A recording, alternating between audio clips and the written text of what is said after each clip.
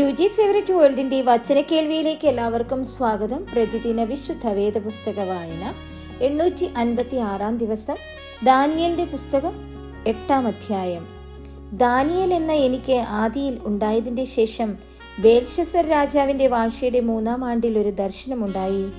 ഞാനൊരു ദർശനം കണ്ടു. ഏലാം സംസ്ഥാനത്തിലെ ശൂഷൻ രാജധാനിയിലായിരുന്നപ്പോൾ അത് കണ്ടു. ഞാൻ ഊലായി നദീതീരത്ത് നിൽക്കുന്നതായി ദർശനത്തിൽ കണ്ടു. ഞാൻ തലപൊക്കിയപ്പോൾ 2 കൊമ്പുള്ള ഒരു ആട്ടുകൊറ്റൻ നദീതീരത്ത് നിൽക്കുന്നത് കണ്ടു. ആ കൊമ്പുകൾ നീണ്ടവയായിരുന്നു, ഒന്ന് മറ്റേതിനേക്കാൾ അധികം നീണ്ടത് ഒടുക്കം മുളച്ചു വന്നതായിരുന്നു.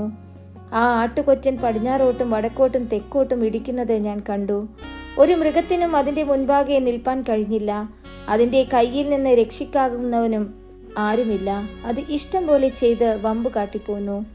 ഞാൻ നോക്കിക്കൊണ്ടിരിക്കുമ്പോൾ ഒരു കോലാട്ടുകൊറ്റൻ പടിഞ്ഞാറ് നിന്ന് നിലം തൊടാതെ സർവ്വഭൂതലത്തിലും കൂടി വന്നു.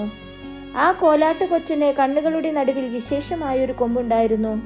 അത് നദീതീരത്ത് നിൽക്കുന്നതായി ഞാൻ കണ്ട 2 കൊമ്പുള്ള ആട്ടുകൊറ്റന്റെ നേരെ ഉഗ്രക്രോധത്തോടെ പാഞ്ഞു ചെന്നു. അത് ആട്ടുകൊറ്റനോട് അടുക്കുന്നത് ഞാൻ കണ്ടു. അത് ആട്ടുകൊറ്റനോട് ക്രുദ്ധിച്ചു, അതിനെ ഇടിച്ചു, അതിന്റെ കൊമ്പ് 2 തകർത്തു കളഞ്ഞു. അതിന്റെ മുൻപിൽ നിൽപ്പാൻ ആട്ടുകൊറ്റന് ശക്തിയില്ലാതെയിരുന്നു. അത് അതിനെ നിലത്തു തള്ളിയിട്ട് ചവിട്ടിക്കളഞ്ഞു. അതിന്റെ കയ്യിൽ നിന്ന് ആട്ടുകൊറ്റനെ രക്ഷിപ്പാൻ ആരും ഉണ്ടായിരുന്നില്ല. കോലാട്ടുകൊറ്റൻ ഏറ്റവും വലുതായി തീർന്നു. എന്നാൽ അത് ബലപ്പെട്ടപ്പോൾ വലിയ കൊമ്പ് തകർന്നുപോയി. അതിനു പകരം ആകാശത്തിലെ 4 കാറ്റിനു നേരെ ഭംഗിയുള്ള 4 കൊമ്പ് മുളച്ചു വന്നു. അവയിൽ ഒന്നിൽ നിന്ന് ഒരു ചെറിയ കൊമ്പ് പുറപ്പെട്ടു. അത് തെക്കോട്ടും കിഴക്കോട്ടും മനോഹര ദേശത്തിനു നേരെയും ഏറ്റവും വലുതായി തീർന്നു. അത് ആകാശത്തിലെ സൈന്യത്തോളം വലുതായി തീർന്നു. സൈന്യത്തിലും നക്ഷത്രങ്ങളിലും ചിലതിനെ നിലത്ത് തള്ളിയിട്ട് ചവിട്ടിക്കളഞ്ഞു.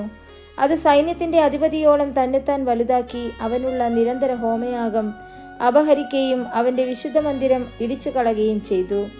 അതിക്രമം ഹേതുവായി നിരന്തര ഹോമയാഗത്തിനെതിരായി ഒരു സേവ നിയമിക്കപ്പെടും. അത് സത്യത്തെ നിലത്ത് തള്ളിയിടുകയും കാര്യം നടത്തി സാധിപ്പിക്കുകയും ചെയ്യും. അനന്തരം ഒരു വിശുദ്ധൻ സംസാരിക്കുന്നത് ഞാൻ കേട്ടു.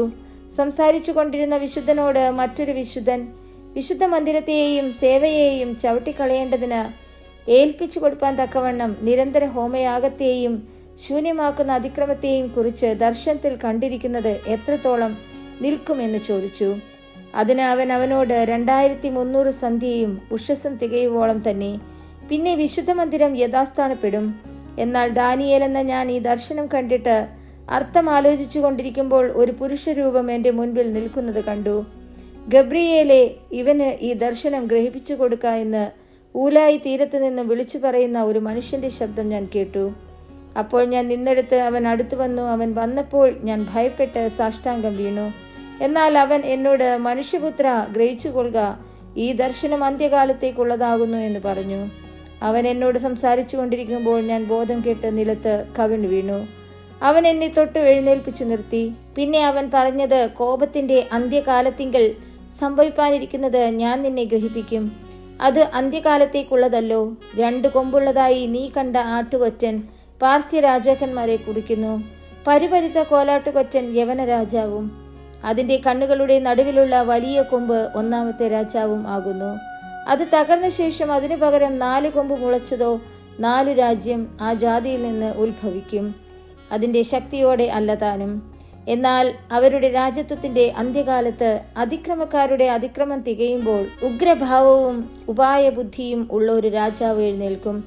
അവന്റെ അധികാരം വലുതായിരിക്കും, സ്വന്തം ശക്തിയാൽ അല്ലതാനും.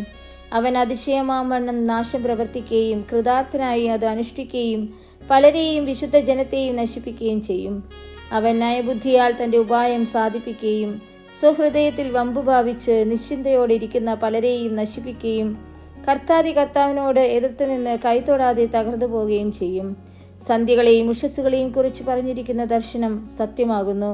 ദർശനം ബഹുകാലത്തേക്കുള്ളതാകയാൽ അതിനെ അടച്ചു വയ്ക്കാം. എന്നാൽ ദാനിയേൽ എന്ന ഞാൻ ബോധം കെട്ട് കുറേ ദിവസം ദീനമായി കിടന്നു. അതിന്റെ ശേഷം ഞാൻ എഴുന്നേറ്റു രാജാവിന്റെ പ്രവൃത്തി നോക്കി. ഞാൻ ദർശനത്തെക്കുറിച്ച് വിസ്മയിച്ചു. ആർക്കും അത് മനസ്സിലായില്ല താനും.